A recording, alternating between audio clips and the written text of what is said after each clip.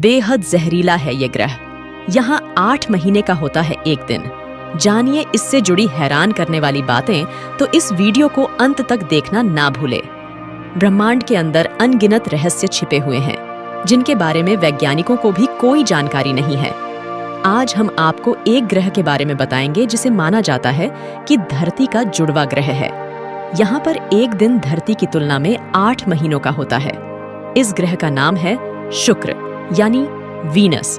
शुक्र सूर्य से दूसरा निकटतम ग्रह है और पृथ्वी का पड़ोसी है।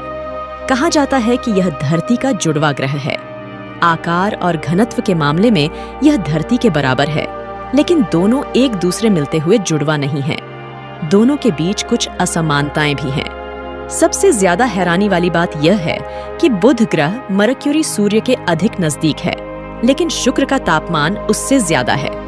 आपको जानकर हैरानी होगी कि शुक्र ग्रह का तापमान 475 डिग्री सेल्सियस तक होता है। इस ग्रह पर हवा का दबाव धरती से 90 गुना अधिक है। यह उसी तरह है जिस तरह आप समुद्र के काफी अंदर जाने पर महसूस करेंगे। हम सभी जानते हैं कि धरती पर एक दिन 24 घंटे का होता है, लेकिन शुक्र अपनी धुरी पर बहुत धीमे घूमता है। इसकी वजह से धरती की तुलना में एक दिन 243 दिनों का होता है। वीनस की सतह सख्त है।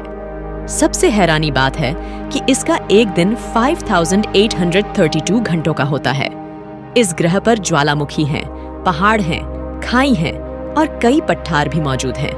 आपको जानकारी हैरानी होगी, यह ग्रह जहरीला है। इस पर सल्फ्यूरिक एसिड का घना कोहरा छाया रहता है। इसकी वजह से यह सड़े हुए अंडे की तरह बदबू करता है। लेकिन धरती की तुलना में शुक्र ग्रह सूर्य का चक्कर अधिक तेजी से लगाता है। इसकी वजह से यहाँ पर 225 दिनों का ही एक साल होता है। खगोलविदों ने शुक्र ग्रह के पास जहरीले बादल खोजा है। ये बादल शुक्र की भूमध्य रेखा से लेकर उत्तरी और दक्षिणी मध्य अक्षांश तक 7500 किलोमीटर तक फैला है।